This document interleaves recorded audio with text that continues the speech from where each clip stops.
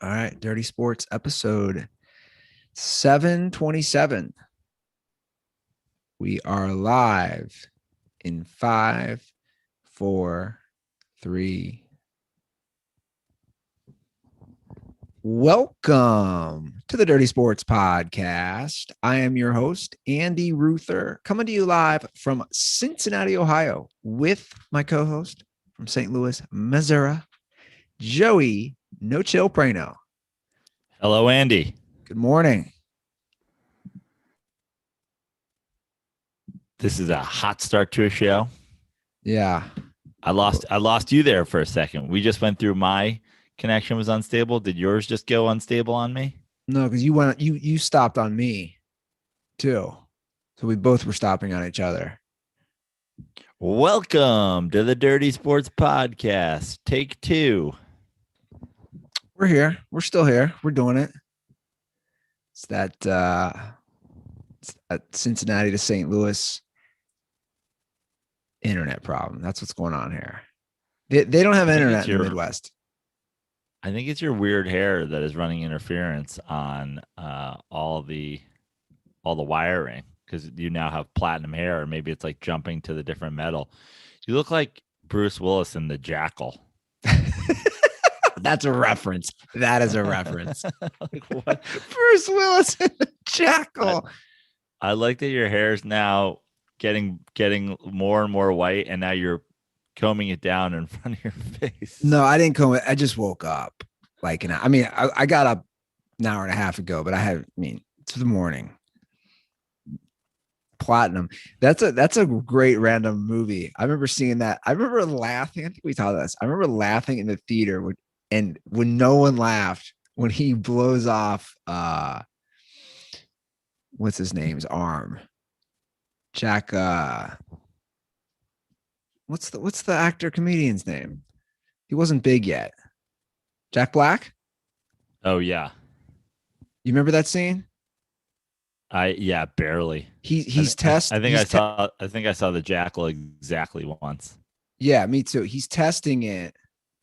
He's testing a weapon, and he tells him to stand and hold up his arms, and he literally blows off his arm. He's like, "Oh, I need to recalculate." So basically, what's that? Oh boy, this is not the start we wanted. It's okay. I just switched Wi-Fi's back to my original Wi-Fi. I think this is better. Okay, so we're back. We didn't have any problems the last couple of days. We're back. We're back, baby. We're back, and we got a lot to talk about. For this time of year, there's a lot going on in the sports world. Andy, don't I know it? I came to St. Louis to save the Mets season. They've won 5 straight since I attended my first Mets game of the year. You're welcome, New York Mets fans. Unbelievable. Well, since last episode, God, my team threw a no-hitter, and we can start there with Wade Miley's no-hitter. Well, it's not even about the no-hitter to me. It's we have a problem in baseball. We have 4 no-hitters. That's problematic? Yes. That's a problem. We don't like historic pitching performances? I think you know what I'm getting at. We have a hitting problem. Yeah. So 4 no-hitters, you figure Friday was the 7th. So 4 no-hitters within the first month of baseball. I'm just wondering, because I'm a baseball purist, and the other 2 sports are ones that I don't care about at all. Are people doing this in hockey and in soccer? Are people going, these 2-1 games got to end? We need 6-5 soccer games. Is this a thing? Are people upset when games that for years have been played to a total of 5 runs are still being 5-run? It just seems like such a modern thing. Oh, we got a problem with baseball. The same problem we've always had with baseball. I'm not sure it's a problem. I don't mind a pitcher's duel, but again, if guys can't even get hits at this consistent basis, I think it's a problem. I mean, I've Well, gone the I've said before, I said it last episode, I've said episodes before that, I think all you can really do besides the obvious changing of approach, which the sabermetrics say, you know, walking a jack is going to make you more runs, 10 times out of 10 than, getting a guy on base, moving him over, blah, blah, blah. So, there's the math aspect of it too. People just, got to follow the analytics, but also I've said it before, I'll say it again. If we're going to do stuff, let's stop having ridiculous adjustments and just two guys got to stay on either side of second base. Ban the shift. I guess for me, growing up, it's mostly the really good pitchers throwing no hitters. Nothing against Wade Miley, but we have a journeyman, Wade Miley, tossing a no hitter. Doesn't it make you question where we're at right now? I feel like the majority of no hitters over the years have been thrown by journeymen. It's the reason Wade Miley's a journeyman is because he's been good enough to be in the league for a while, been good enough to be passed around, and he has a great day. And I think, we can talk about, baseball's the three outcomes or whatever problem that baseball has. But I think when we do things like this, when we react to no hitters with this, like the no hitters aren't the problem. The problem is that, again, there's an analytical move in baseball to caring less about putting the ball in play, and pitching is getting, these guys are just better athletes than ever, and they're just getting better. And those two are linked. And, my argument to that would be there's nothing we can do about that other than, the analytical approach to defensive strategy. Listen, in the NBA, we've had illegal defense, and then we had not illegal defense. Like, we have gone through years of, you can play a zone, you can't play a zone, you can play a zone. Like, they're always trying to change that. They're moving the 3-point line in and out. To me, it's like this idea that we know where every single guy's going to hit the ball every single time, so we're just going to put guys there. That's a bigger issue to me than like, oh, the pitchers are so good, guys can't get hits. I mean, I'd rather see a ban of the shift than a moving of the mound. Yeah, what's the history on the shift? Like, when did we start doing the shift in baseball? We started doing the shift in baseball like in the last 10 to 15 years for big guys like, the Ortiz. I was gonna say that's when I first whatever. remember it was Ortiz batting. But then what they basically did is it's not the same shift for him as it is for guys today. Like, now we have the analytics on knowing exactly where everybody, like, this guy's never going to hit the ball over there. So we can put one guy here, one guy here, one guy here. Listen, I just think that's the easiest one to implement. But my response to that, how can batters not adjust? If there's a major shift, let's say they think I'm going to pull the ball every time. If I'm a professional hitter, say, hit it the other way. You can't. Like, listen, if a guy's throwing mid 90s or high 90s or honestly just has control, you can't hit a 90-mile-an-hour fastball on the inner half the other way. It's pretty impossible to do. And if you do hit it the other way, you're not hitting it the other way with any sort of power. It's like that's just physics. You can't take something in here and push it over there very, very hard, yeah. So they work, pitchers work, there's the shift used to be one thing, and now it's turned into a whole other thing where we go, if I put my defense here and I pitch the ball there, unless he hits it over everybody's head and out of the ballpark, or over everybody's head and into a gap or down the line, he is not going to get a hit. Yeah. But again, I mean, I go back to the thing that, like, if we're gonna, if lay baseball fan is going to be like, we have a problem, I'll be like, okay, let's start there. I'm also like, we don't have a problem. Yeah.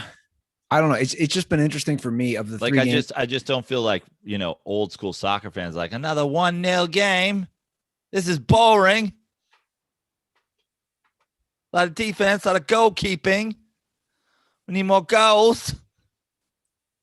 What fan are you representing right there? What part of England? That's my best impression of like the early 2000s FIFA announcer. Skulls to Totti to Skulls. Yeah, I mean, look, obviously I'm kind of more of just posing the question if there's a problem, and obviously 4 no-hitters is a lot in the first month. And here we are, historically low batting averages. There are adjustments that they could make. It doesn't seem like they will. Baseball probably will, and they'll probably make a stupid fucking adjustment that ruins it for everybody. Like they'll be like, let's just make it 4 strikes, and you're like, baseball, no, this is not like. Why do you guys do this? We also got to change the song. It's 1, 2, 3, 4 strikes here. Out at no, don't like. Let's if you really have a problem, which again I don't, but if you really have a problem with it, start by banning the shift. Just 2 guys on either side of second base in the infield. Yeah, the shift. I've paid more attention watching games when I'm there. The amount of shifts per batter. Of the 8 position players, it's amazing the amount of shifts. Like I'd love to see a stat on that. I'm sure there is. Of every team's 8 position players per game, how many times are they doing a shift when the guy gets up to bat? Like what percentage of those 8 players are getting a shift? I would argue 100% of the time there's some sort of movement. They all have a card that says where they're going to be positioned for each guy, and they move, or the center fielder's got a card and he's moving guys in the outfield. Yeah, I would say in some regard 100% of the time. Now, you were at Helium this weekend? I was. Helium Comedy Club in St. Louis. Now, when you're on stage, are you doing a shift? If you're like, okay, I'm hearing more laughs over here, I'm going to go stand over here. Now the laughs are moving to the center. How do you approach it, Joe? I do the turn. I don't shift as much as rotate. I gotcha. I have watched myself on video, and if you scrub through a video, I'm basically an oscillating fan on stage. I'm just moving in a pretty consistent motion from left to right. Whereas Chris Rock is walking a marathon. Yeah. Like he walks, he paces. How did everything go? Good? Yeah, it was fun. Fun shows in St. Louis. Crowds were good. Thank you for everybody that came out.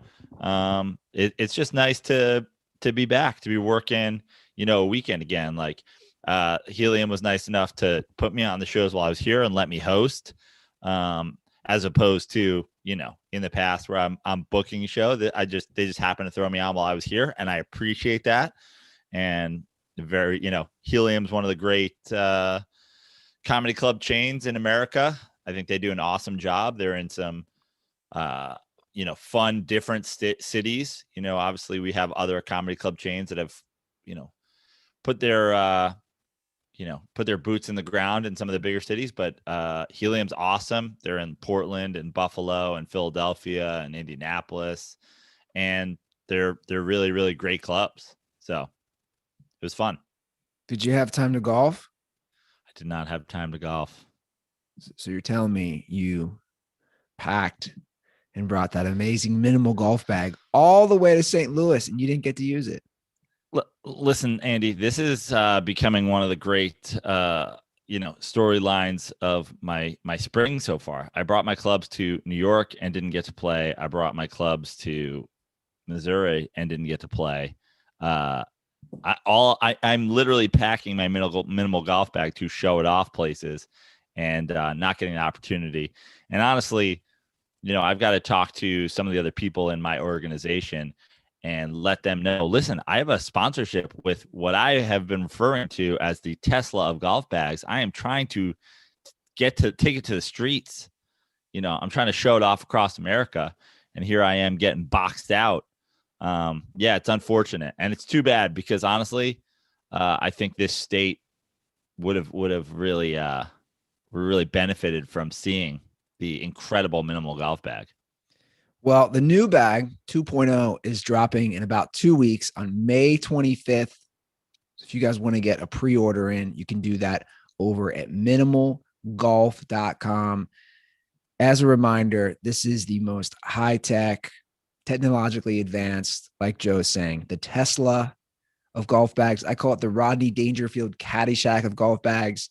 It has the custom waterproof Bluetooth speaker, the solar power bank, the phone charger. It's got so many cool features. So go ahead, pre-order the minimal golf bag at minimalgolf.com. And if you're a golf fan or you want to improve your game, this will have all the features that will help that. And you can film yourself, which I know is one of the best features. Yeah, I think so. I mean, I think it's such a great bag because it works. It helps you on so many levels. That pocket, you put your phone in, you put the bag down on its legs, you set that bag up behind you at the range or on the course. You can take a great look at your swing, then some soothing music. To me, the combination of being able to look at my swing after a range sesh and having tunes playing at the range, I feel like it's taken 2 to 3 strokes off my handicap. The golf bag alone. So yeah, go check that out. Get your orders in at minimalgolf.com. Okay, we do have a lot to discuss, but before we get into some more sports, I have to recap my first visit to Kings Island on Saturday. Yeah, Kings Island opening weekend. A lot of people tagged you in the social media. Kings Island said pass holders only. You sent me a message saying you were removed by security or something like that. And I was like, listen, I have so many questions. I'm just going to save them for the podcast because, I mean, you are, it's almost like you're the villain in a teen rom-com at this point. You're the guy who's like, has his hair dyed and like gets a little wild at the amusement park. What happened at this amusement park, Andy? Well, it wasn't just me. Let's just say my brother's family and I were walked out with security on Saturday. A man in his 40s, a woman in his 40s, a 4-year-old, and myself. But hold on, before I get to that, that's a little clickbaity title because we weren't actually escorted out. So let me just break down Kings Island on Saturday. First of all, complete shit show. If you do have a season pass next year, do not go on the very first day because it's the B team. It's teenagers, their first day, no clue what they're doing. The lines were out of control. We only stayed in the kiddie land. They have a whole kids area. Like we didn't try any of the big roller coasters, 2-hour waits. So we basically went for my nephew, who's 4. And at that age, this joke. You do a whole thing in your act on it. It's like there's a certain range where before they go bonkers, right? That's your bit about where the uncle walks away, which is perfect because I get it. So that range on this Saturday was about 3 to 4 hours. We could be there with him. So we have one final ride. So you just had one kid.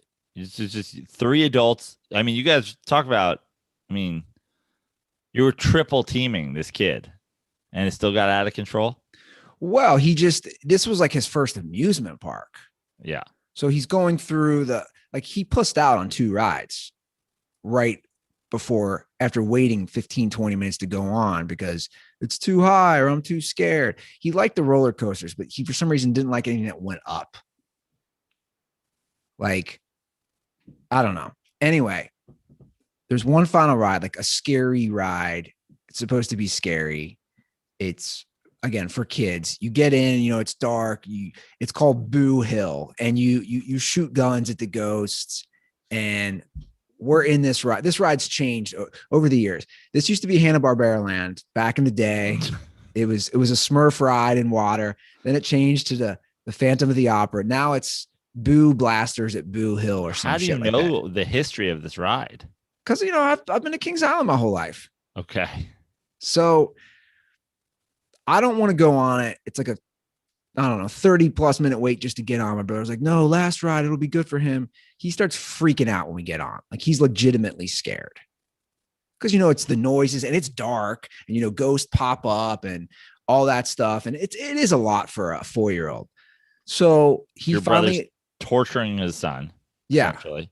And we're all crammed, just so you know, on the carousel thing that we're in. My brother Greg, he's a big dude. Like, we're crammed. My nephew is on his lap. It's his wife and me and Greg. Like, we're crammed in there with 3 adults and a child. Basically, it would have been pretty comfortable for the 2 parents of the child and him to be in there. But when the creepy uncle that's along for the ride is also well, you're right. And that's what I said. In. That's what I said. I go, wait a second, guys. Is there going to be enough room for us? I go, I can't be in one of these things by myself. Because then I just look like a pedophile. Can't be in one of these things by myself. So we all cram in. Did you guys see the jackal on the scary ride? So we all cram in, and it's a longer ride. And again, it's dark. It's one of those rides. It just stops. And he's at that meltdown point. And we're waiting and we're waiting. And they're not doing any announcements. The whole ride stops. And, you're inside and it's dark, but they're continuing the sounds of the pop-up They're continuing everything without making announcements, or they're making announcements and you can't hear over the sound of the actual ride. This goes on for, I don't know, like 10 to 12 minutes. And Greg's like, dude, you're going to have to get out and check what's going on. This is ridiculous. Because he's about to have a meltdown. We're all stuck in. So you're getting out of the ride inside of a dark mechanical machine and just going to look. Well, this isn't my first time probably popping out of this. Like, I've been on this ride, I have experience.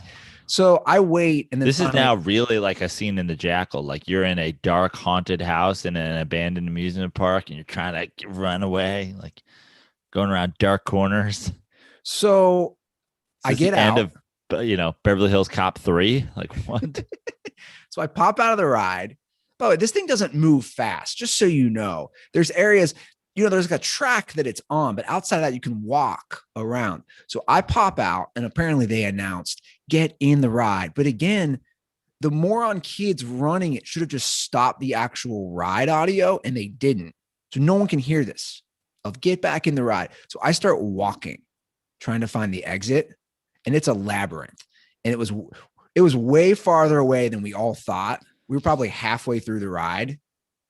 And as I'm walking, apparently they just keep announcing, but they're so stupid. The teenagers running it, they, again, have not turned it off. Finally, they turn off the ride audio. And my brother said they must have announced it 10 times. Like, it was a girl freaking out, like, get back in the ride. You have to get back in the ride.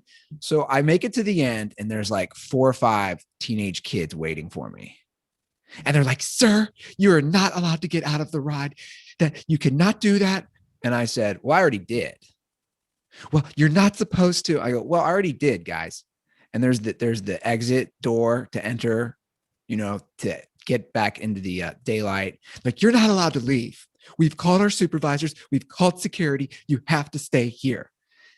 And this one guy walks up and he's like, sir, you're never, ever allowed to get out of any ride at any time at Kings Island.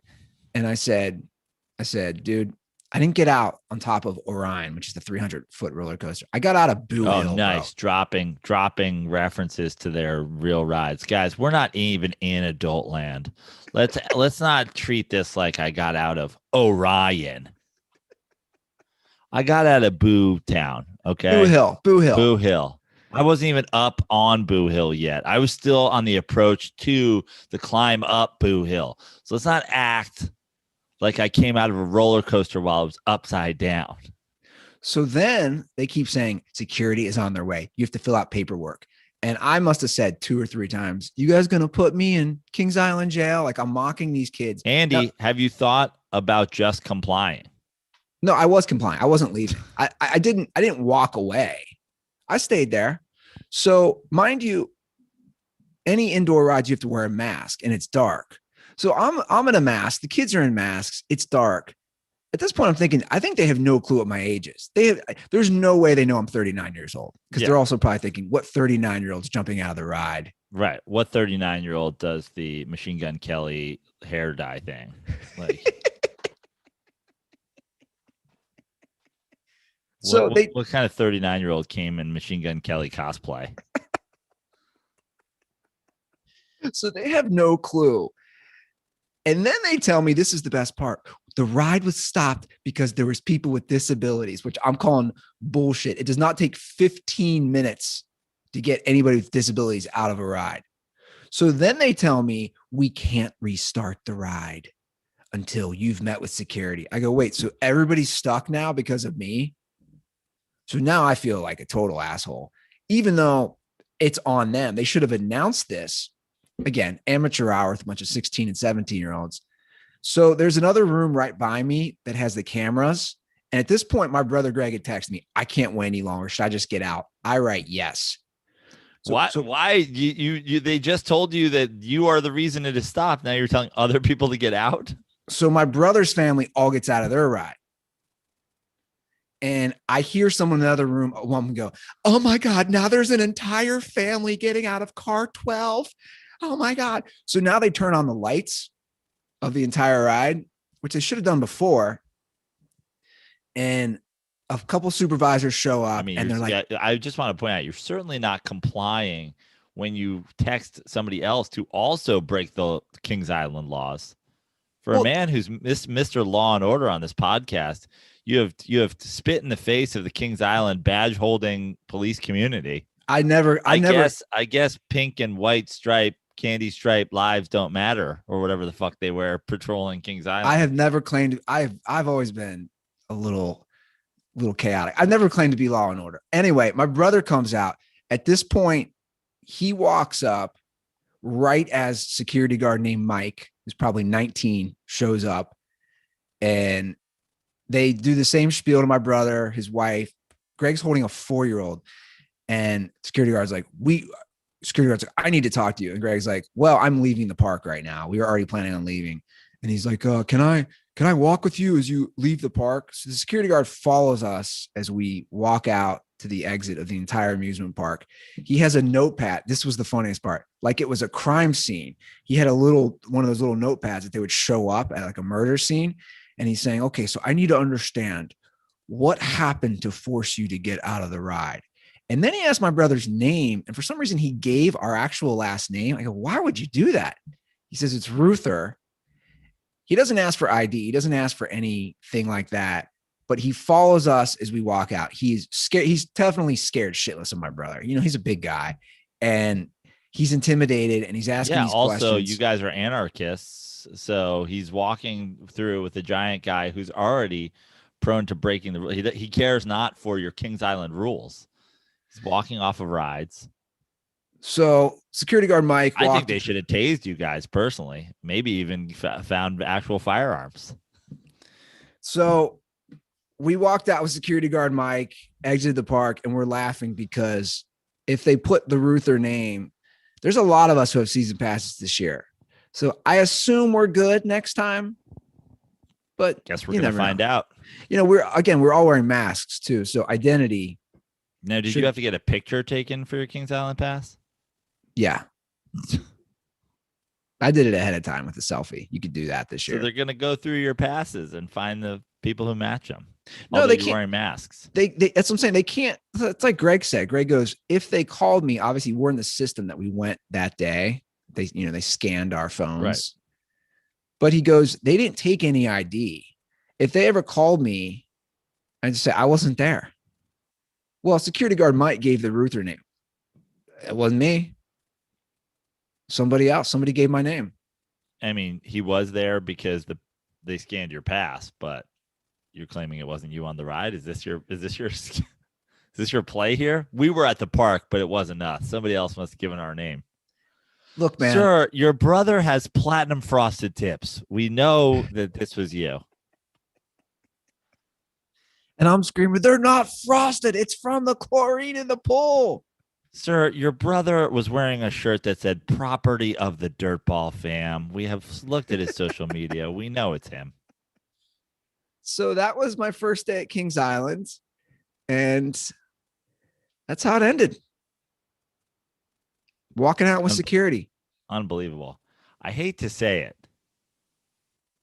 but maybe don't be an adult at a fucking amusement park. Like, oh, no. A 4-year-old just stays on that ride. I think we need to jump out of Boo Hill every single time we go to Kings Island to end the day. What do you think about that idea? I hope they shoot you next time. I hope Mike, the security guard, is given a firearm because of this incident. These poor teenagers. And takes you guys out. These poor teenagers, man. And you absolutely no respect for law and order. Okay, serious question. You're basically the Antifa of Kings Island. What do you do in that situation? Do you just sit in the ride? I have first I have to, first of all, yes, I probably do sit in the ride. 15 minutes in. But you're also presupposing that I'm like, what is going through my adult brain while I'm on Boo Hill at Kings Island in Cincinnati, Ohio? Well, first, you've started me in a situation that will never occur. I'm just saying, all they had to do, and again, it's teenagers, so I feel bad for them. They don't know any better. All they had to do, if there was a problem getting people out or a mechanical thing, all they had to do was stop the whole ride and make an announcement that everybody could hear and say, we're having issues. Please hold tight. They didn't do that. I just keep thinking about the poor cripple kid that they took 15 minutes to get out of whatever contraption he uses to get around the park and get him into Boo Hill. And then he doesn't even get to go on the ride because you guys literally mock him by being like, I know you can't walk, but we can. And we have walked off the ride. And they're like, well, now we're shut down for the whole day. They were in an area that, was sanitized. And now we have to sanitize that area for COVID. The Ruther Antifa crowd. Just Greg put it best through windows. Greg put it best. He goes, come from? He goes, dude, I used to do this shit 30 years ago when I was like 12 and 13. Nothing has changed. 30 years later, the Ruther boys are just causing chaos. So that was day one at Kings Island, but I'll be back if I'm allowed. I can't wait. I think you should go back soon so we can find out if you're allowed. See if I'm on a ban list. Yeah. Maybe take one of your nieces and nephews that can get through Boo Hill without losing their minds. Hey, man. I don't know, but I was laughing pretty hard. I just can't believe my brother gave his real name. The thing to keep in mind for next time is if you can't Boo Hill the time, don't Boo Hill the crime.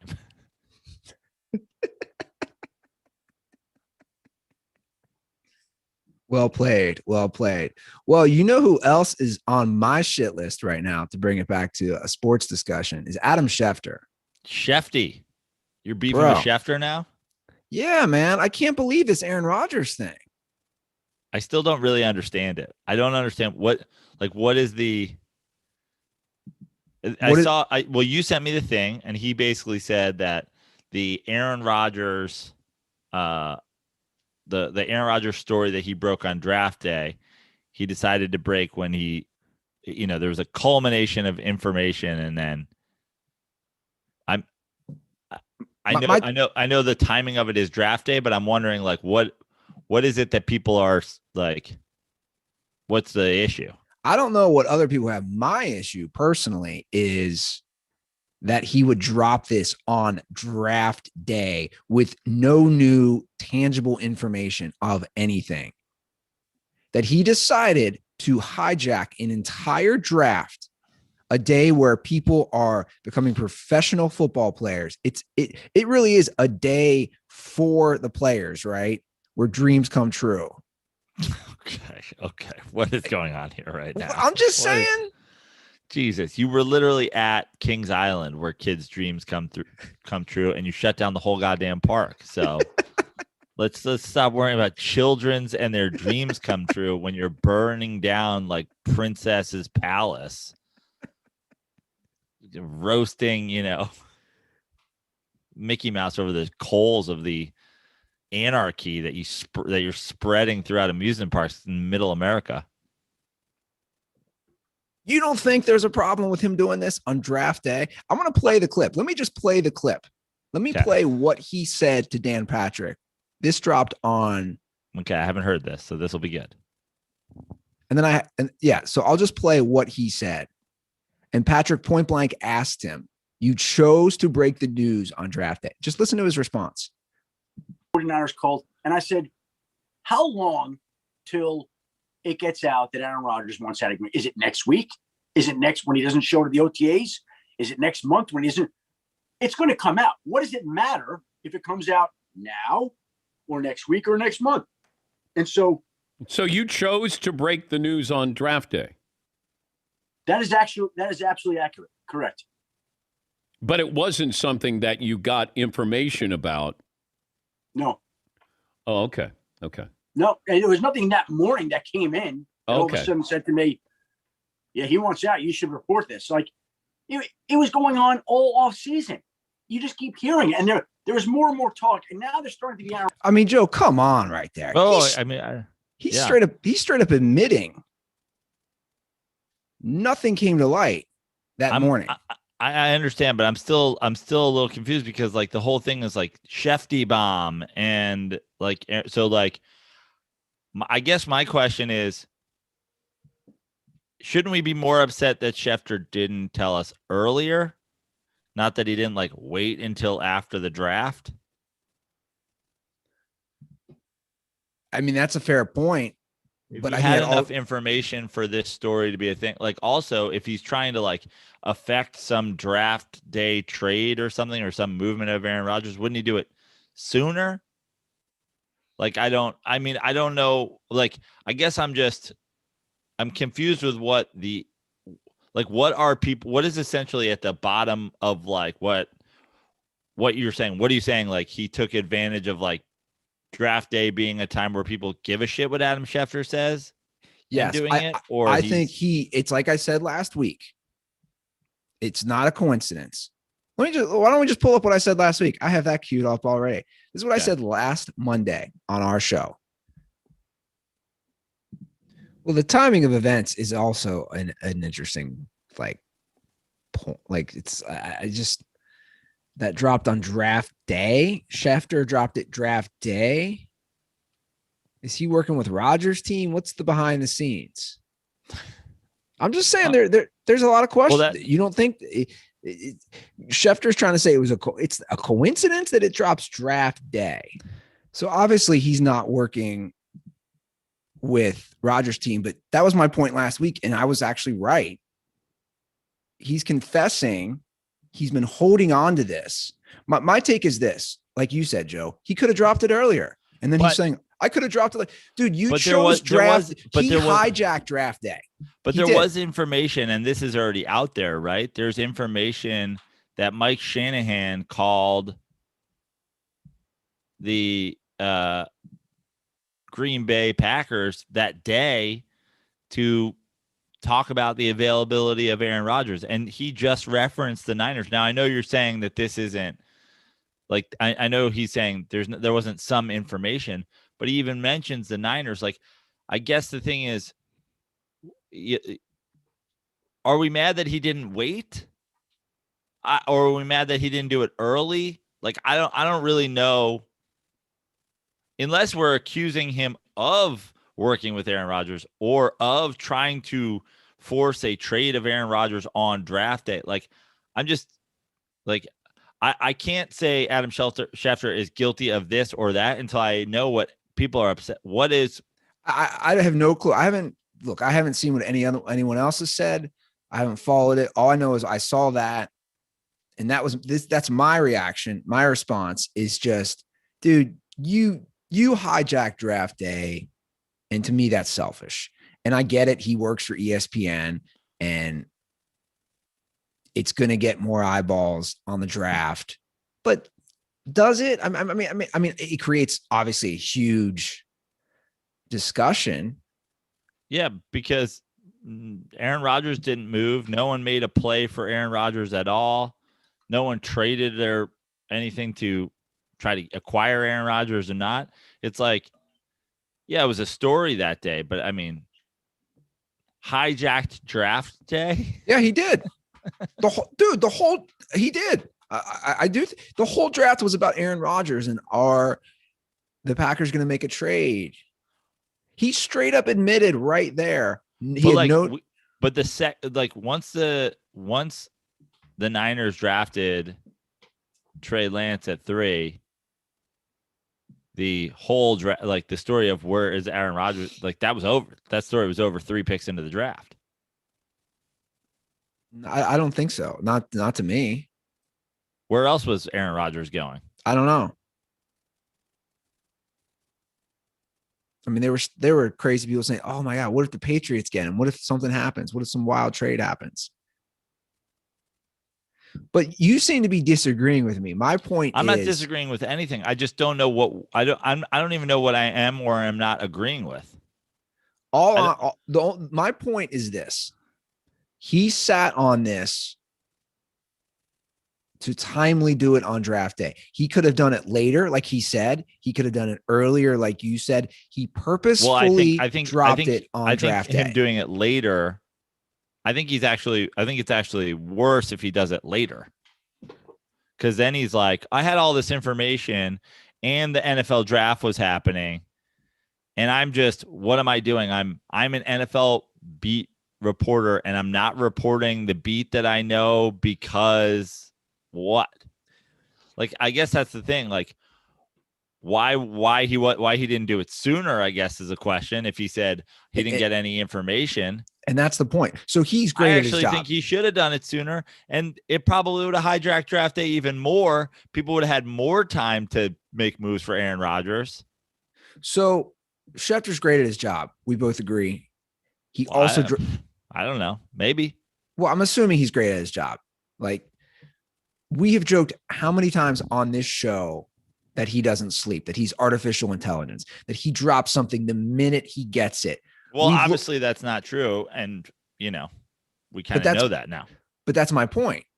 Is every other situation, he's tweeting at 4:07 a.m., blah, blah, blah, blah, blah, injury, or this move is happening. Every other instance, he is letting everybody know. Let me ask you a hypothetical, Andy.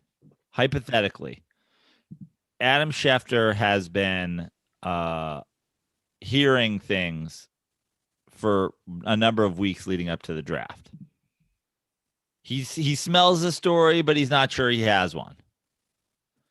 He doesn't say anything, and Aaron Rodgers ends up getting traded to the Niners, for the 3rd pick and a bunch of other stuff. And people go why didn't anybody know this was coming? And Schefter goes I had all this information, but it didn't seem like it was quite ready to be a story yet. And then people go well, fuck Schefter. So Schefter's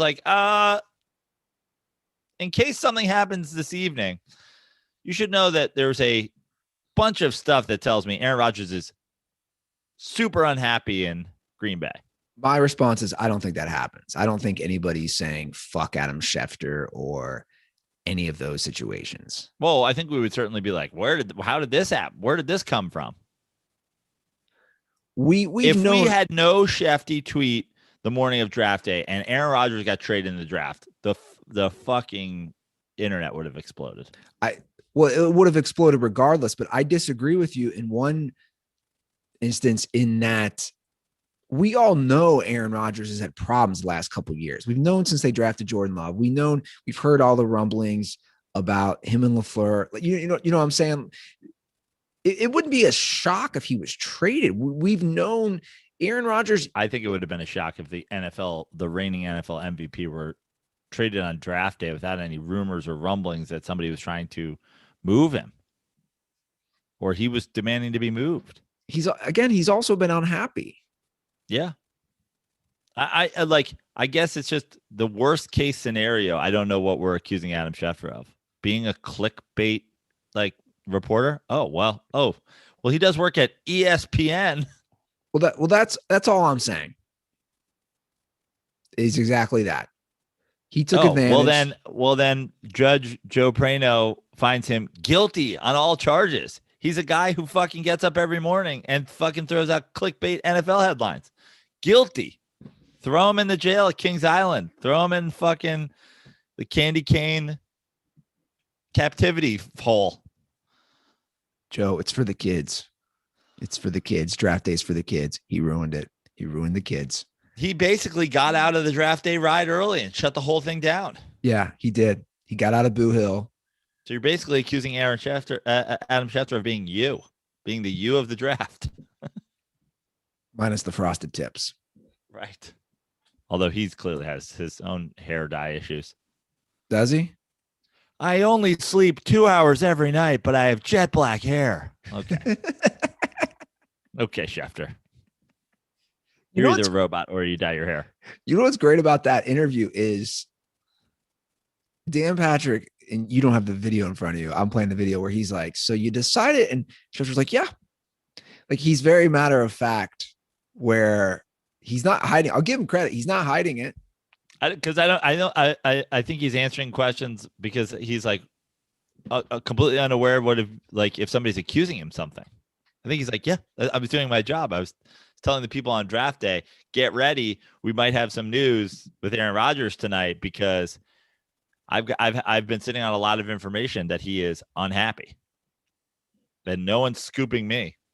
I'm not going to have Shams Charania or whatever the fuck his name is. Like, that's NBA. I know, but they've all been doing it lately. They're all Ian Rappaport is his. They've always been jumping on each other's bombs. Have they? Yeah. Did you watch the DK Metcalf sprinting? I did. I mean, I watched the clip. Yeah. 10 and a half seconds long. He's still a freak. You know, there was a lot of talk of like, this was a sham or this whatever. Like, the guy didn't finish. He finished last, but he didn't finish. Like, he finished tied for last. Two guys went 10.36. So he's clearly belonged in the field. I know it was, a bit of a stunt, but I believe he truly was trying to win. I'm also sure that like 0.0 whatever seconds or something you could probably make up learning to start if you weren't an NFL player. He's also gigantic. I thought it was awesome. I have an idea for DK. So his time, like you said, he was last. But here's something. In his heat. He wasn't last in America. Well, he was what, 15th out of 17th? Sure. So the fastest woman's 100-meter record all time in the history of the world is 10.49 seconds. So he's the fastest female sprinter of all time, which he crushed. Right. He should just say he's a woman. I mean, this is a whole thing. I've been talking about this for how long, Andy? There's going to be an Olympic weightlifter. I saw. Didn't do weightlifting for the 35 years on Earth as a man. Like, I know people are doing their whole like, this isn't a real thing. And also, by the way, I'm not even like, I don't even want to dip into like whether or not schools and blah, blah, blah. Like, I don't give a shit about what happens in like middle school sports in Georgia or whatever. I agree. I don't give a shit. But like the idea that people aren't going to do this, we have been joking around on this on the show forever. The idea that somebody isn't going to be like, I'm joining the WNBA, I'm going to win an Olympic medal as a sprinter, I'm going to whatever. And it's all like come back to the forefront with our girl Caitlyn Jenner saying shit or whatever. But like this is for sure a thing that will happen in the near future, is already happening now, and it's ludicrous. I mean, South Park did. I told you, you don't watch South Park. They did a hilarious episode in the last season that basically Macho Man Randy Savage decided to become an Olympian and dominate, and didn't change the physical look or have a biological sex change. I mean, by the way, that's why I brought up his time for that reason. If DK Metcalf was a woman, that just shows the difference in biology. He would crush the all-time record. It wouldn't even be close by almost a second and a half. And you're right. I saw the power lifter. And you're right. This is a thing. And I also agree with you, Prano. Like, I don't know. I'm not talking middle school sports. For all I care. I mean, again, it goes to a thing of like, it goes back to the baseball, the moving the All-Star game that a bunch of, conservative dirtballs were triggered by. And it's like, you can argue all you want that the laws in Colorado are this. It has nothing to do with that. It has to do with the fact that, again, you brought these, like, it was so clear why you made voter changes in Georgia that, like, it's not a matter of what the voting laws are elsewhere. It's like why you did it. It's very clear that these trans athlete laws that people are instituting in shitty, poor ass Southern conservative states are like, oh, we're gonna teach middle schoolers, and we know what's behind this. You don't care about middle school sports. No one's ever cared about middle school sports ever, including people who play or coach middle school sports.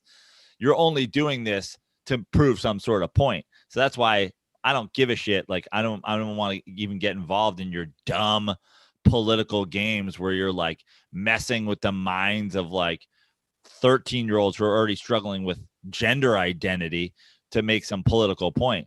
But on a professional level, on a Olympic level, but even to me on a high school level, I mean, look, right.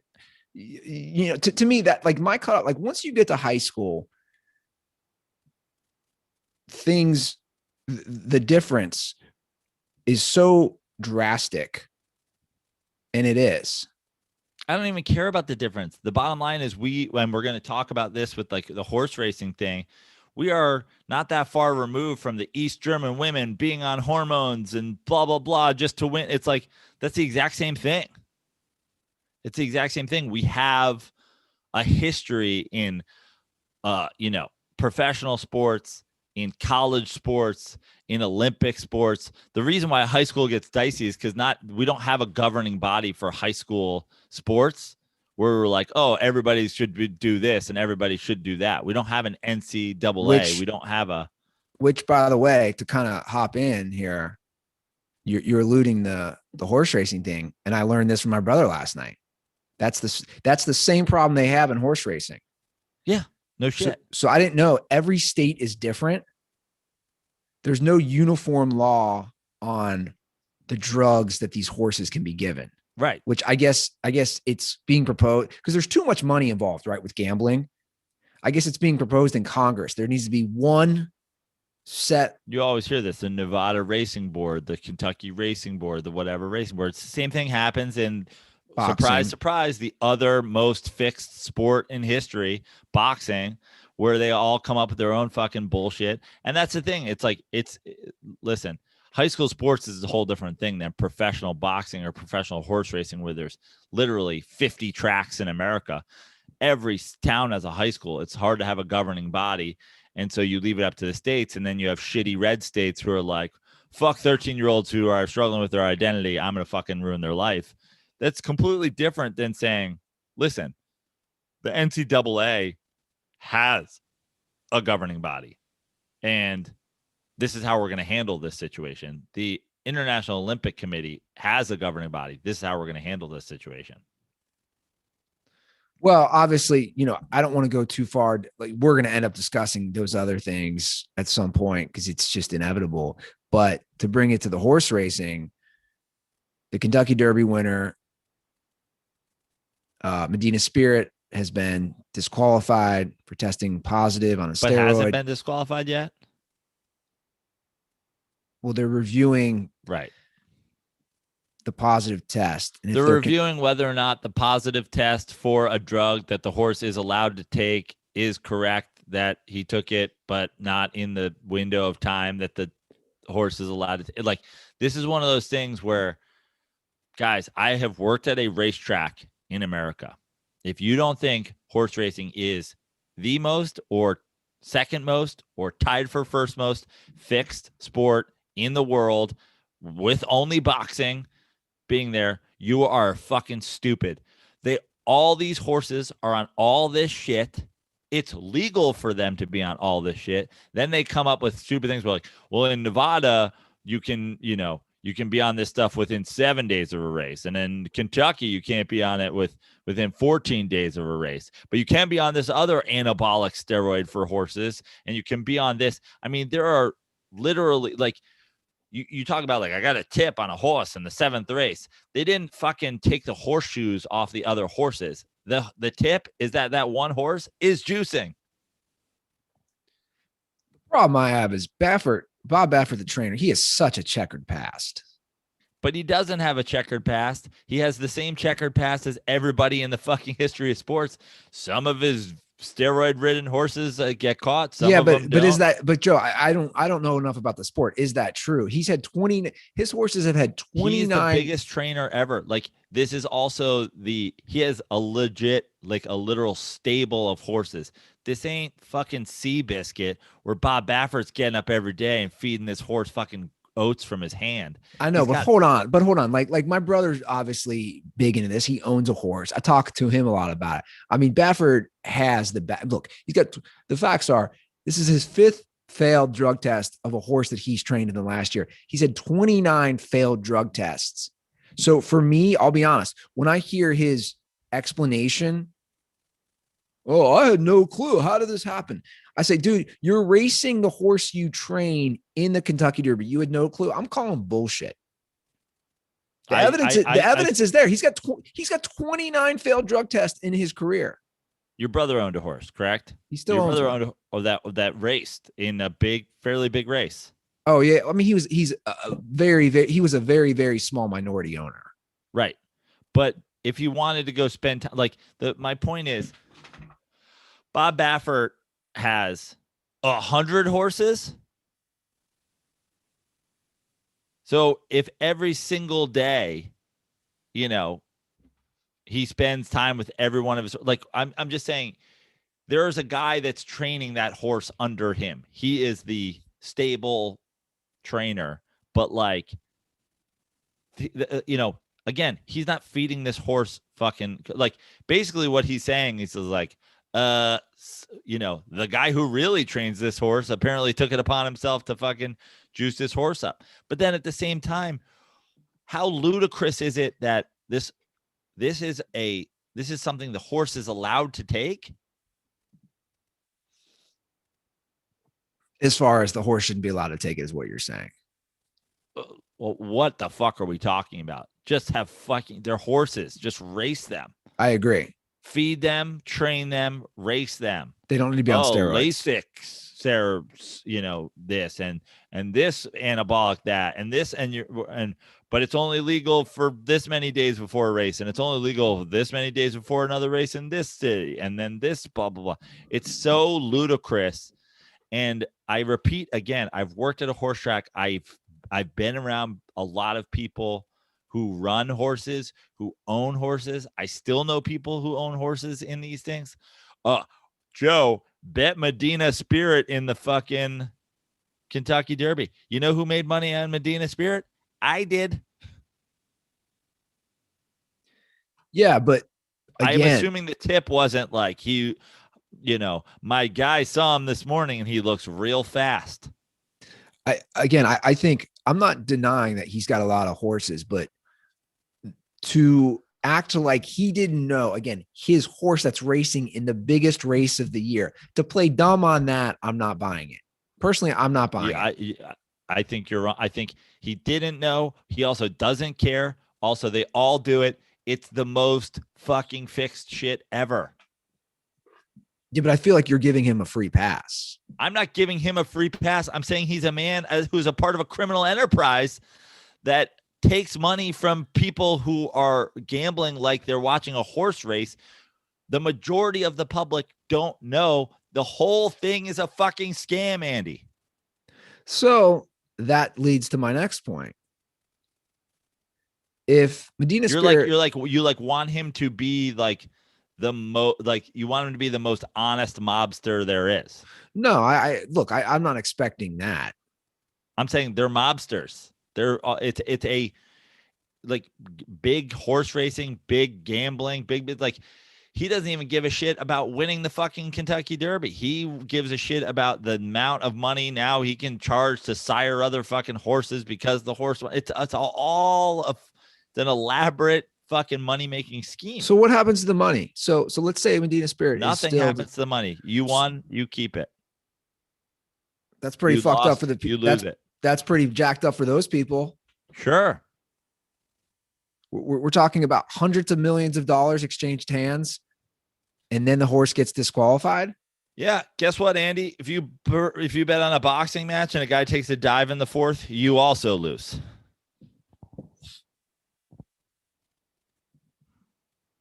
It's really not good. Like, I don't know, man. I see this, and again, I don't know anything about this stuff. I would never. Why would I ever want to bet on a sport where I know it's completely fixed like this? Why would you want to do it? Because somebody tells you what to bet on and you win. That's why you'd want to do it. Why you'd want to do it if you aren't getting those tips? You shouldn't. That's why racetracks are fucking gorgeous, because they took your money. Because no one told you who was going to win, Andy. Yeah. You should have called me. Somebody told me who was going to win. Unfortunately, they didn't tell me who's going to come in second or third, but they told me who was going to win. You got the Bob Baffert tip? I didn't get the Bob Baffert tip, but listen. This is not abnormal at all. It's not abnormal in the big race. It's not abnormal in the small race. When I was working at Yonkers Raceway and for a harness track, it was like, oh, look at this horse who's on this and this horse who's on that. Like, it's so like, the idea that we're even talking about it, this is stuff the horse can take up to 14 days before the race. Like, what? Yeah. And I didn't know that. Imagine if they were like, Barry Bonds allowed to take this shit, but he's got to stop like when he arrives at spring training. But then they were like, hey, we found traces of this in your blood. He's like, yeah, I know. I was taking it until I got to spring training. I was like, what the fuck are we talking about? Yeah. Well, it all makes sense. You just made the point. That's why all the tracks look so pristine. Right? Like they have all the money coming in. It's the same as casinos. Oh, look at that. How many how elaborate, like the Bellagio is like putting out, fresh flowers every day. Yeah, because everybody loses. Yeah. I feel you. Well, you know what else? But you talked about Baffert. I just think if this had happened to somebody else, this happened to another trainer. If somebody else's horse had won the Kentucky Derby and then the same thing happened, you would have for sure been like, this guy's also got a checkered past. I can guarantee you one thing. If somebody's been in the horse racing game for 10 years, they don't have a clean record of being like, gotcha. My horses are just eating fucking oats and beating everybody. Yeah. Well, it's the name of the game. It's the industry. I get what you're saying. It's like boxing. Yeah, it's exactly like boxing because it's still run by the exact dude. These are the sports of kings. These are the 1910s and the 1920s, the 1930s, most important sports in the world. And who is running things then? Organized crime organizations. Like we're literally looking at, who's the sketchiest folks in sports? People in horse racing, people in boxing. They're the fucking sketchiest people in sports. Wait, Don King is sketchy? Yeah, Andy, he's sketchy. I thought the guy was totally legit. There are sports that were the biggest things in the world. By the way, criminals ran the world. Real quick about that. About boxing. the fact that, and I know he's older and, you know, he's near the end, but the fact that Floyd Mayweather is fighting a YouTuber is just like, to me, that's the epitome of boxing at this point. It's all just showmanship. That's barely boxing at this point. It's like, oh, we're, you know, that's the next level. That's where boxing. So boxing is such a trash bag fixed sport that no one, like, if you get a good fight, it's like so rare that you get a good fight that like people have lost interest in watching guys dodge each other or big lug guys and like no one knocking each other out. Like we're so far removed from the days where like boxing was like exciting because you know, you talk about baseball, you have 3 outcomes. In boxing, you have 1 outcome. Like the outcome in boxing is the guy who shouldn't win is going to win in a fucking split decision so they can fight a second time. And then the other guy's going to win and then they're going to fight a third time. It's all just a scam for Canelo fucking Ruther 4 times, hasn't settled it. How about a 5th? And so now the next level of that scam is like when people get annoyed with that, what do we do? Well, what if we have, you know, essentially fucking celeb boxing? We now are just like Jake Paul and like these guys aren't even in fucking same weight class. You basically have a professional boxer, one of the greatest boxers of all time, one of the greatest boxing technicians ever, fighting a guy who's way bigger, who, guess what? Floyd Mayweather's probably not going to knock out, but is going to fucking dance around, get a bunch of good shots in, and then we'll be like, oh my God, I can't believe Floyd Mayweather fucking went 8 rounds with fucking, you know, YouTuber. Well, he's, you know, 45 pounds heavier than him. Yeah. But it's, to me, the person who doesn't know anything about this, like, it just makes it unappealing. But your brother's going to buy the fight and you guys are going to watch it in his basement. So they don't give a fuck what you think. Yeah, you're probably right. My little brother probably will. Yeah. You watched him fight fucking Nate Robinson or whatever. Certainly watching him fight fucking Floyd Mayweather. But I'm not paying for it. You know, like I think that's why, and we don't talk about it on this show, but I think that's why, you know, MMA and UFC has become so big. They just say it's legit. Now there's this show. It's the same type of thing though, you know, the Mayweather Paul, like Dana White has stolen a lot of the how to hype things up from the showmanship for sure. The whole like we're gonna get guys and stand them nose to nose for a press conference. We're gonna do these press conferences. We're allowed to talk shit. It's like all this stuff, like Floyd Mayweather having his hat stolen by a YouTuber. I mean, how fake was that? It was as fake as Conor McGregor throwing a chair at a bus in the Barclays Arena. It's as fake as, you know, Rowdy Roddy Piper stealing Randy Savage's girlfriend and keeping her in a cage or whatever. Like, it's all fucking nonsense. Yeah. Well, I'm excited because after we record today's show, there's a bunch of thick grass in the backyard that I got to cut, Joe. We've had so much rain here. I know this Midwest rain situation. You guys getting a lot of it? I mean, yeah, it's like, and then it'll rain like what is this, Florida? What's going on here in the Midwest? A lot of rain and a lot of growth. It's been about 8 days since I cut the back lawn, but I'm very happy to say the lawn is looking great. I've gotten rid of any of the weeds and any of the brown spots. Those are all gone thanks to my friends at Sunday.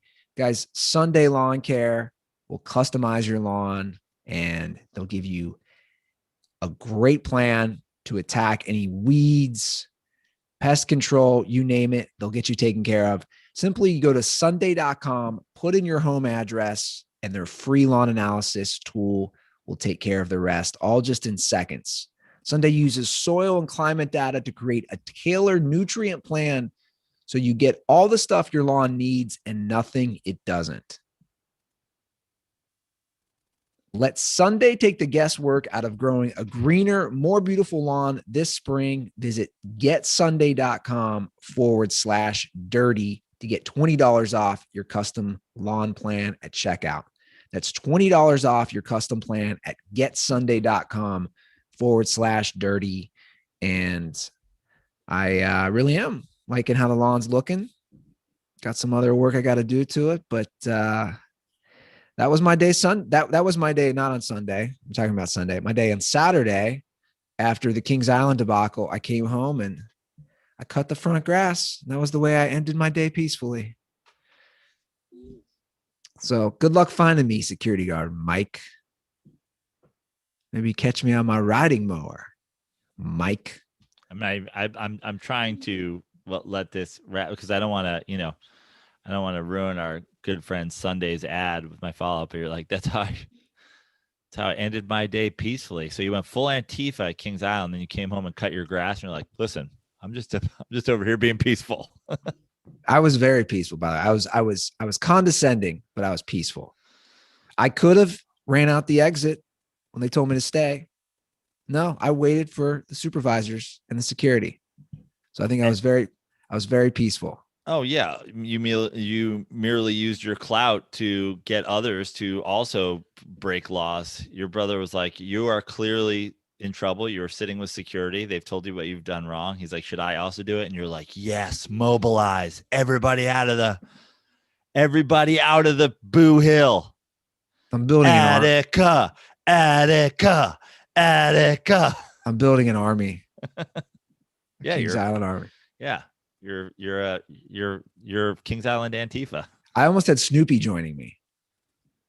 Okay. Because that's the theme in the kids area. It's the Snoopy and the Snoopy characters. So maybe that's the next move. I'll get the characters on my side. So on Saturday night, Russell Westbrook tied Oscar Robertson's all-time triple-double record. It's 181 games with a triple-double. It's pretty awesome. I was actually watching the last half of that game. It was Wizards, Pacers. It was on NBA TV. A lot of discussion about Russell Westbrook, though. A lot of people don't want to give him credit. As far as a lot of people, it's morons, empty points, empty rebounds, empty stats. I see a lot of that. Well, I think first of all, he has 181 triple doubles. I agree. We're not talking about he has 15. He's got the most. Like, I don't know anybody who's a real basketball fan who doesn't think Russell Westbrook is one of the elite athletes we've seen in the history of the NBA. The guy goes harder than most people. Now, you could, I think as opposed to empty points, I could argue that Russell Westbrook's style of play, if he is your point guard, doesn't necessarily translate to team wins, but that doesn't mean that Russell Westbrook isn't achieving these things and isn't a fantastic athlete. Like, I don't think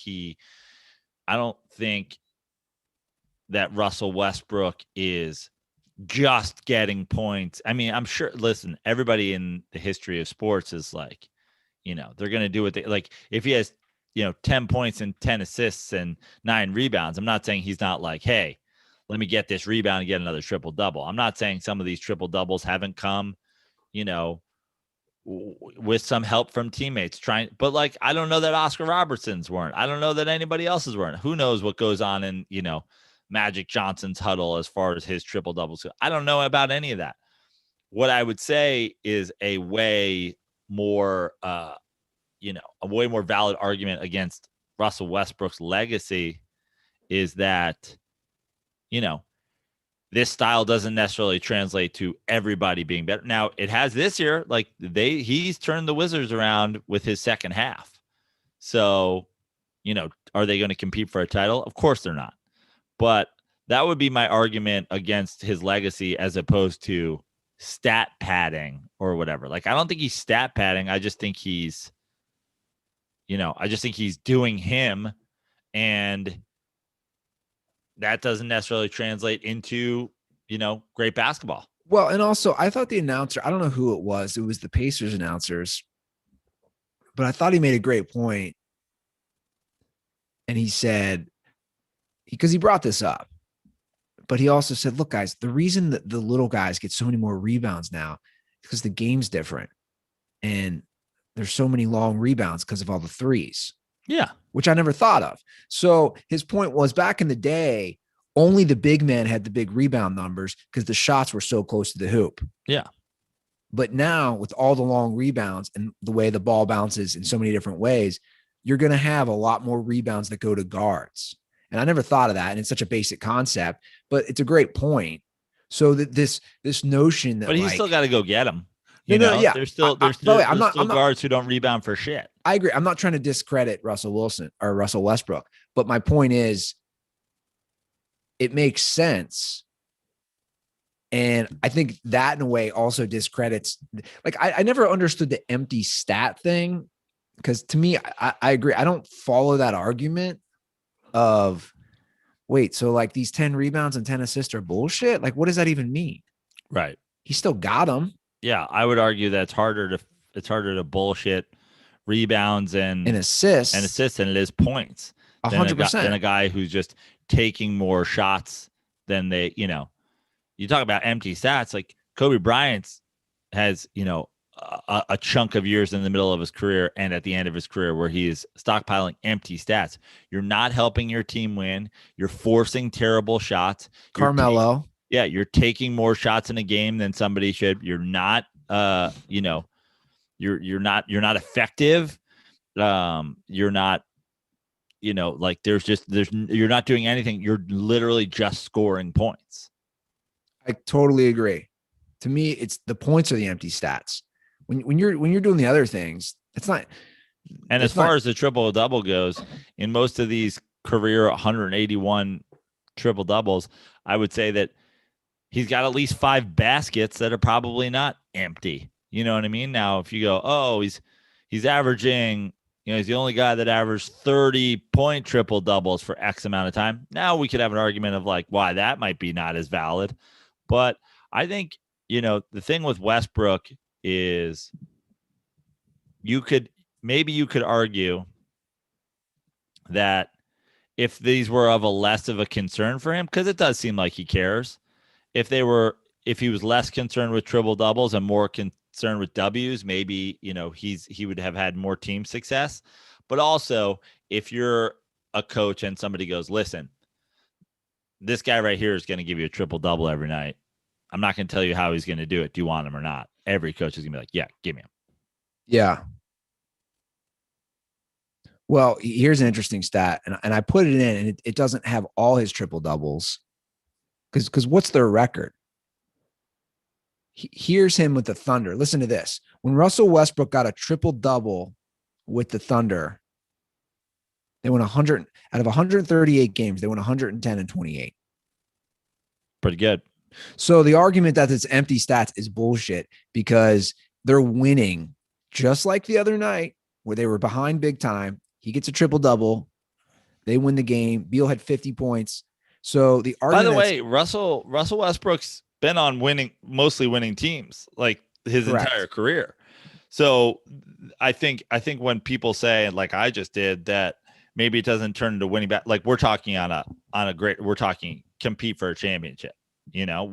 Like he's been to the finals one time.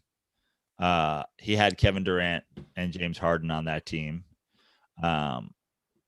We're talking about a guy whose statistical success is literally legendary, and his team success is, nothing particularly great.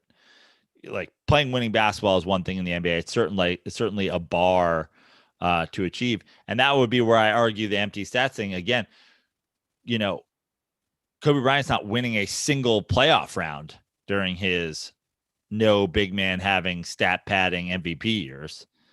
Russell Westbrook, he's won some rounds of playoffs with the Thunder. He's won some rounds of playoffs with the Rockets. It just hasn't, translated into really any sort of close championship appearance except for one. Yeah. So I saw you added the AD game last night against the Suns in the rundown. Well, Suns the best team in basketball. AD comes back. The question mark around his health is, is he going to be fully healthy? What's going on with his ankle? What's going on with it? Blah, blah, blah, blah, blah. He comes back. He dominates. Personally, he dominates. The Lakers win. They beat the best team in basketball. They're fighting for But you keep calling them the best team. Well, record-wise. The Jazz are the best record. They're going back and forth, right? Okay. Like they've been right there. Well, yeah, they're 2 games. The Jazz are 2 games above. I just didn't know what you were saying. I'm just saying there was a moment. They're one of the best teams. Like, they're at the top of the Western Conference. Sure. So now they have the second best record in basketball. So, we're looking at, a real test, not just AD comes back, scores 40 against, whoever, and they win. We're looking at a team that's fighting to stay out of the play-in tournament, beats the 2 seed in their conference, the second best record in basketball. I think it's a very meaningful. It's like people are like, oh, what does it mean? I think it's a very meaningful performance by Anthony Davis and the Lakers. It's essentially saying we can beat anybody with a healthy Anthony Davis. I don't know what you're shaking your head at. I'm shaking my head at they need LeBron James in the playoffs. Oh, I'm not saying that they don't need LeBron James. That was not part of my. You said they could beat anybody. You did not mean in a 7-game series. No, and I also obviously I don't mean with that, but I'm talking about, I'm not worried about what LeBron James is going to bring or not bring, or the 80% of LeBron James or whatever. I'm not 100%, blah, blah, blah. The biggest thing is LeBron James, 80%, 100% or whatever with Kyle Kuzma ain't winning an NBA title. You're going to need a healthy Anthony Davis. And if a healthy Anthony Davis can dominate a game, I like the Lakers' chances with a 75% LeBron James and a 100% Anthony Davis. Is LeBron playing any more games in the regular season? I don't know. I assume he will. I assume he's not just going to go straight into a thing. But because the Lakers only have 4 games left. Yeah. I wouldn't want to go straight into a play-in situation without playing any more games. So remind me on the play-in, who all participates in that? 7, 8, 9, 10.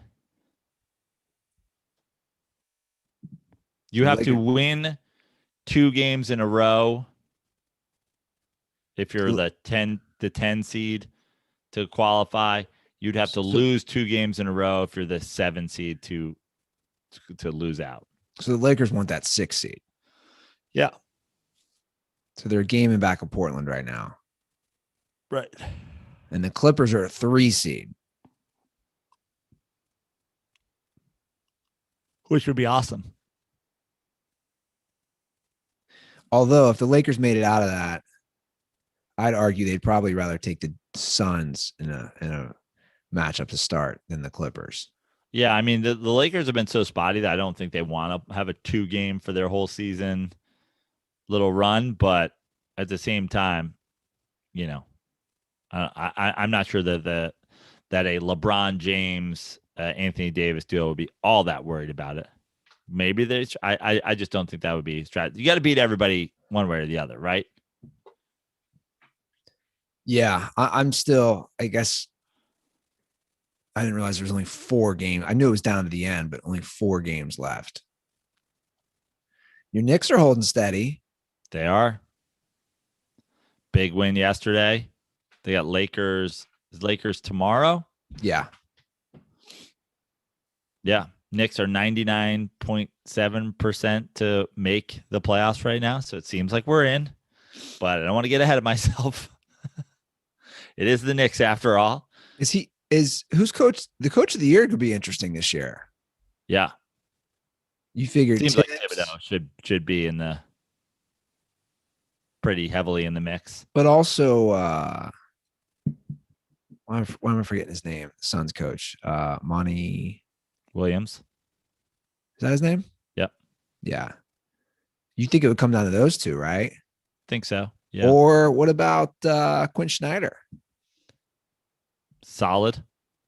I mean, I think the Sun, the Jazz have been there.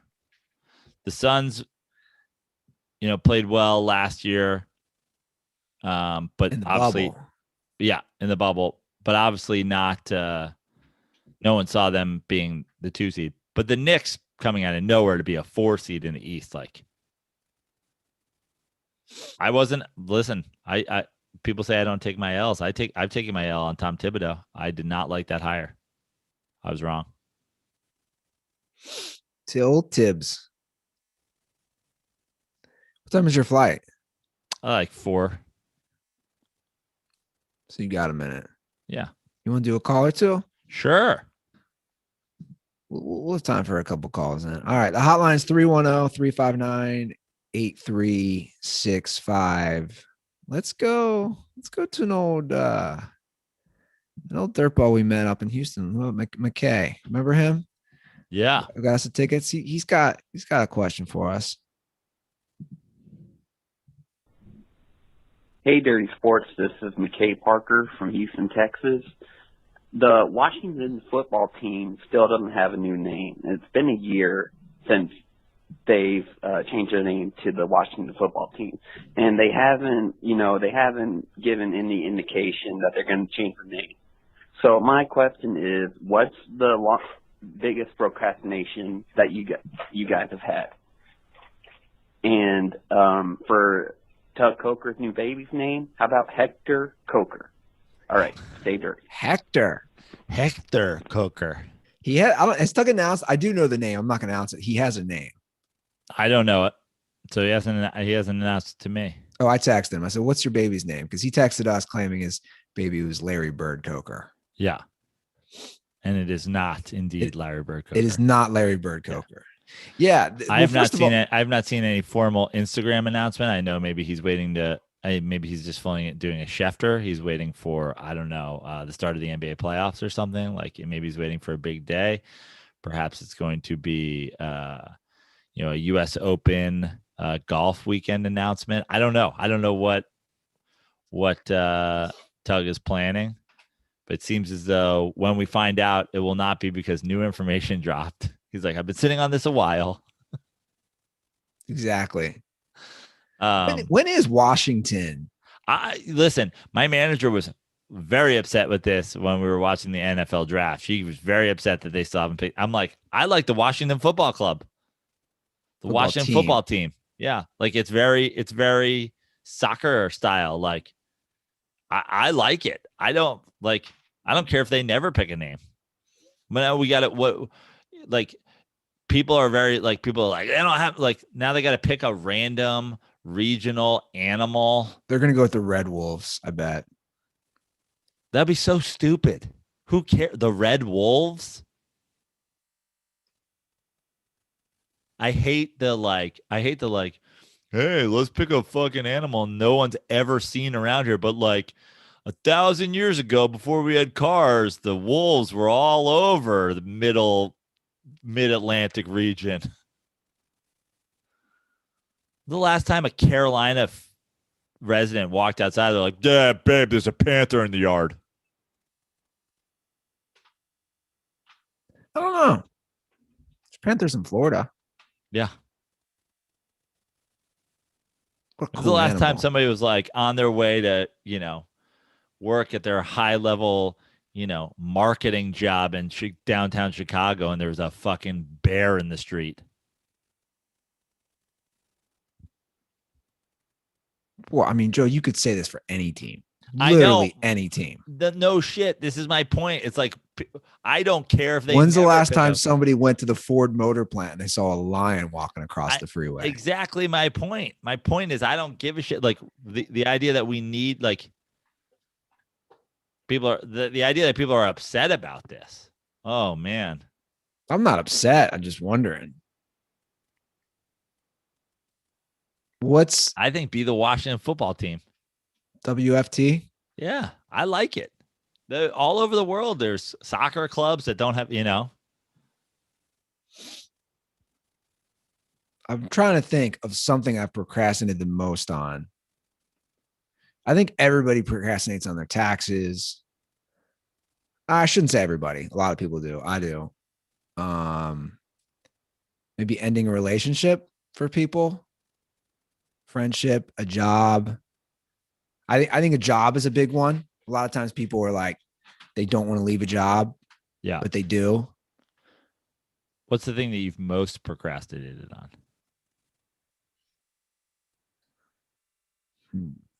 Cleaning maybe sometimes for people. I mean, you got your first girlfriend when you were like 33. I think you could say you procrastinated on forming a healthy adult relationship. Yeah. I mean, the first like official love. Yeah. By the way, my nephew, I did an overnight with my 9-year-old nephew the other night. What is an overnight? What does this mean? You had a sleepover? Yeah, like he came over. Wait, your 9-year-old came and slept at your place? Yeah. Your neighbors are like, what the fuck is going on with this? No, it's my nephew. They don't know that. Yeah, they do. They do. He goes to school with their kids. We played basketball, had a movie night. Yeah, that sounds really creepy, doesn't it? We did a popcorn tasting test. I had 3 different types of popcorns. Where did he sleep and where did you sleep? Prano, don't go there. I'm just wondering. Don't go there. You guys didn't both sleep in the basement. What if we did? Then your neighbors are like, this guy's dyeing his hair, taking kids into his basement. They don't come out for days at a time. Not dyeing my hair. No, his mom picked him up in the morning. He had soccer. It was supposed to be him and his sister. Normally, because they're twins, but she bailed. It's a great night. I cooked him dinner at my brother Greg's first. I'm really setting myself up, aren't I? Unbelievable.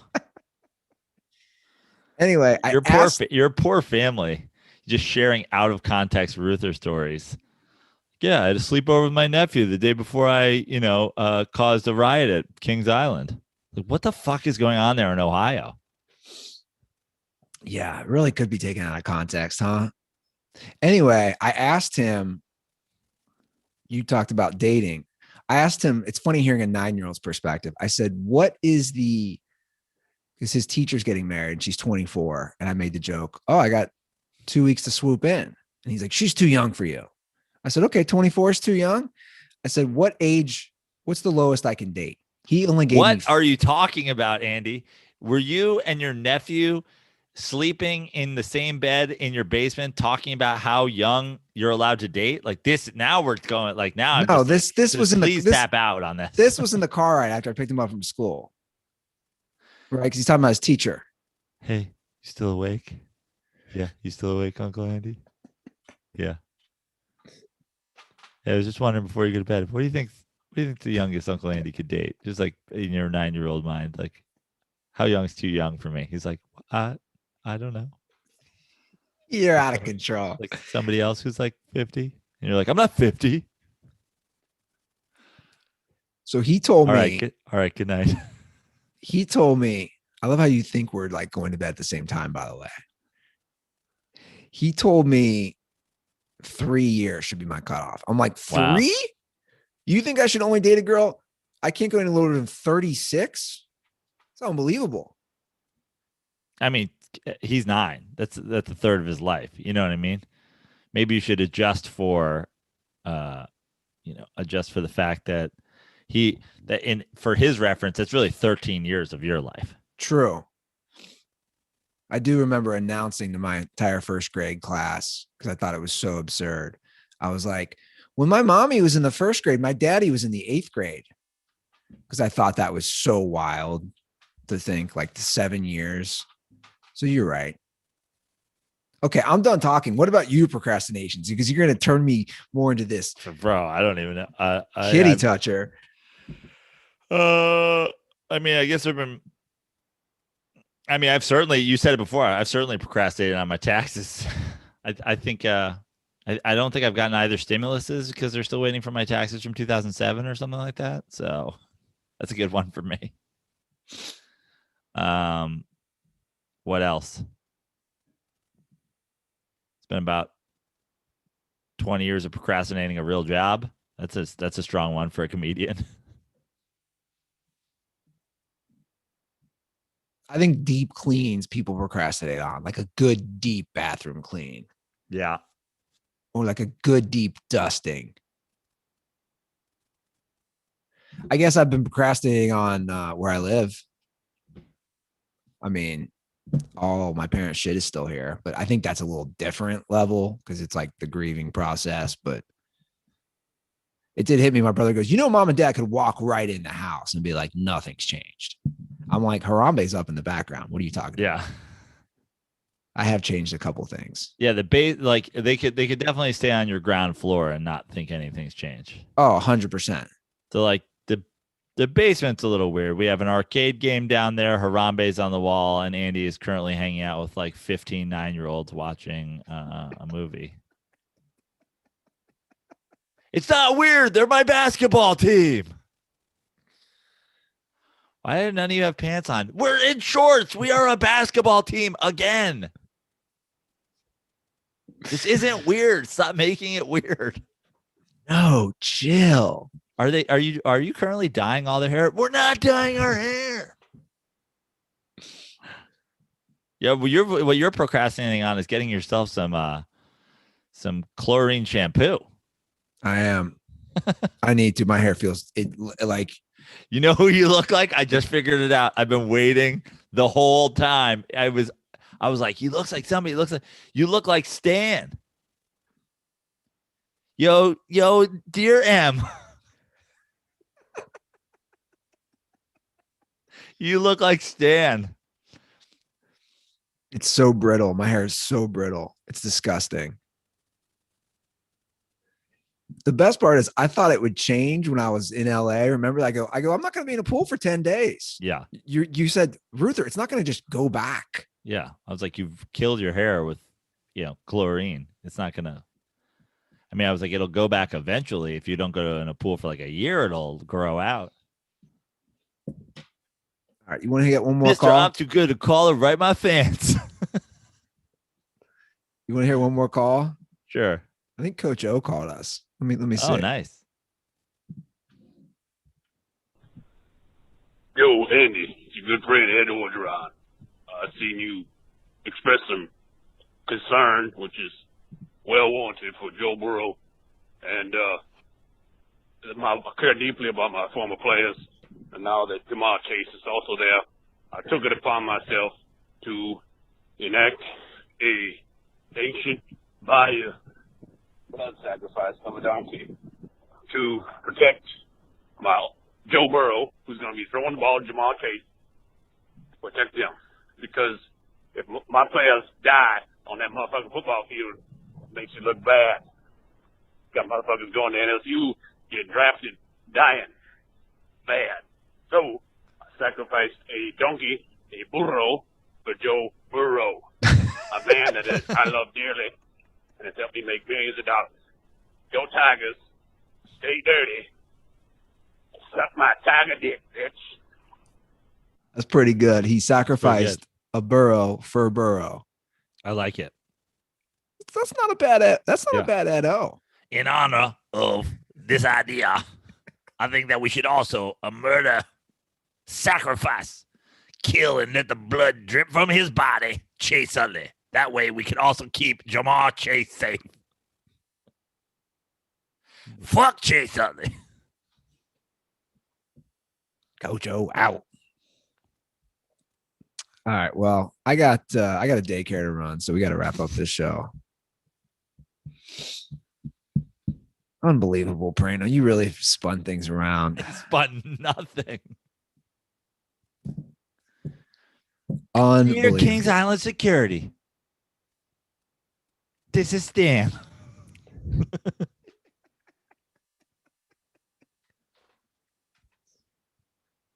I'm going back. Will I be allowed? That's the question. I think I will. Not too worried. Guys, call us 310-359-8365. Tweet us, DM us at the Dirty Sports, iTunes reviews. I got koozies to get out. I got to get rid of some. So drop a review. Leave your Twitter, Instagram handle. I got stand-up comedy coming up. Thank you for everybody who came out in St. Louis. I will be in San Francisco in just a couple of weeks, less than 2 weeks now, the weekend of the, I believe it's 20th, 21st, 22nd. Already a couple of headlining shows booked up there. So come see those. I'll be in Alaska after that. If you are in the upper Russia part of the world, come see me in Alaska. The San Diego first week of June. And then I am on social media at Joe Prano for everything except for Twitter at Fix Yeah Life. All right, Dirtballs. That is this show. Have a great few days. We'll talk to you soon unless I'm thrown in Kings Island jail. And as always, stay dirty.